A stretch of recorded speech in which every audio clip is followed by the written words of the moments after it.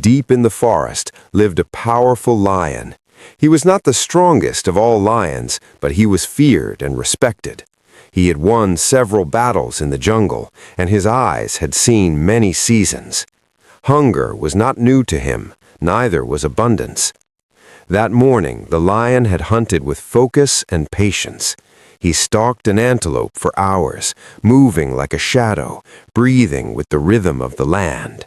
When the moment came, he struck with precision. The antelope fell, and the lion held it firmly in his mouth. It was a good catch, enough to feed him, enough to satisfy his hunger. With the antelope clenched between his teeth, he began the journey back toward his resting place. Each step was heavy, but his heart was calm.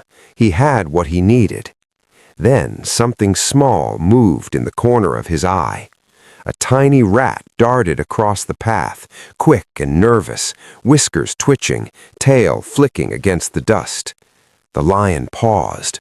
His grip on the antelope loosened slightly as his eyes followed the rat's movement.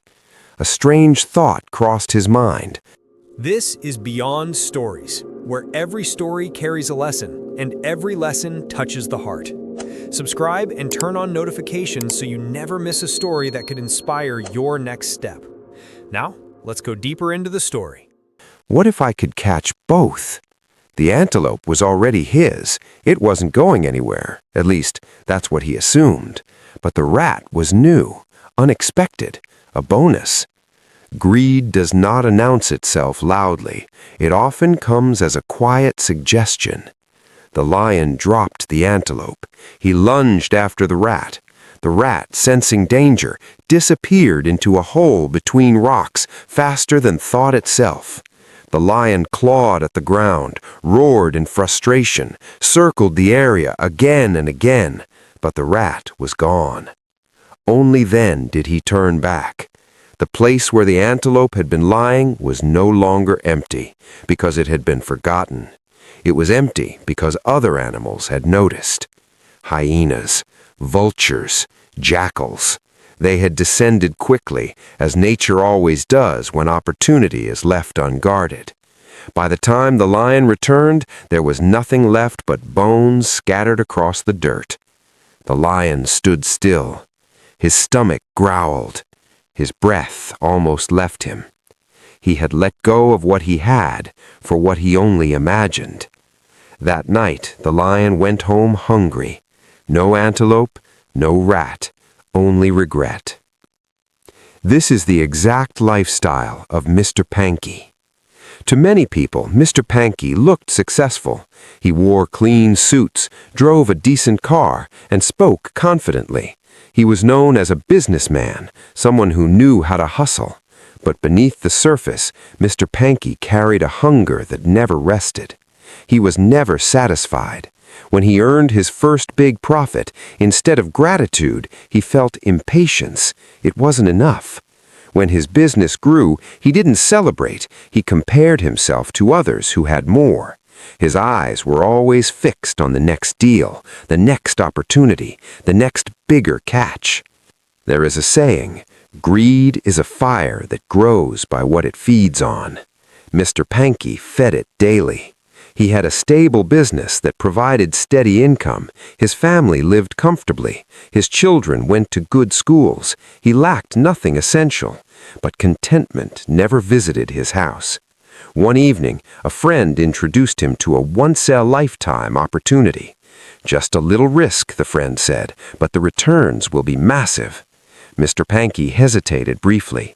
His current business was doing fine. He didn't need this, but need had never guided his decisions. Desire had. Like the lion with the antelope, he already had enough in his hands, but the rat had passed by. To invest more, Mr. Panky pulled money from his business savings. When that wasn't enough, he took a loan. When the loan wasn't enough, he mortgaged property he already owned. People around him warned him, slow down, be careful, don't risk everything for more. But greed has a way of making wisdom sound like fear. The first few weeks went well. He saw numbers rise on paper. His confidence grew. He imagined a future where he would be richer than everyone who had ever doubted him. Then things began to change. Payment delayed, partners went silent, excuses replaced answers. The opportunity vanished the way the rat vanished into the hole, quickly, quietly, completely. Mr. Panky rushed back to secure what he still had, but like the lion returning to the antelope, he arrived too late. His business struggled because he had drained its funds. Creditors came knocking, the bank called. The properties he had mortgaged were taken. Friends who once praised him avoided his calls. In chasing more, he lost what he had. He sat one night in his empty living room, lights off, staring at walls that echoed with laughter. His stomach wasn't empty of food, but his heart was empty of peace. That was when a line he had heard many times before finally made sense. Contentment with godliness is a great gain. He realized something painful but true. Greed had not added to his life, it had taken from it. There is wisdom in the pot you already have on the fire.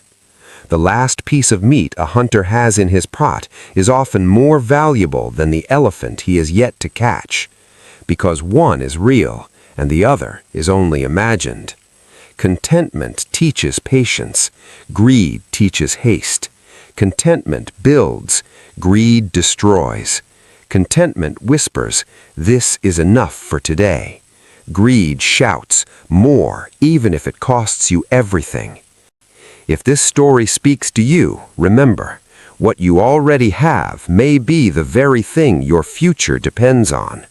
What you chase blindly may cost you more than you can afford. Contentment with godliness is a great gain. And as long as you are still breathing, your story is not over. Subscribe for more interesting and powerful stories.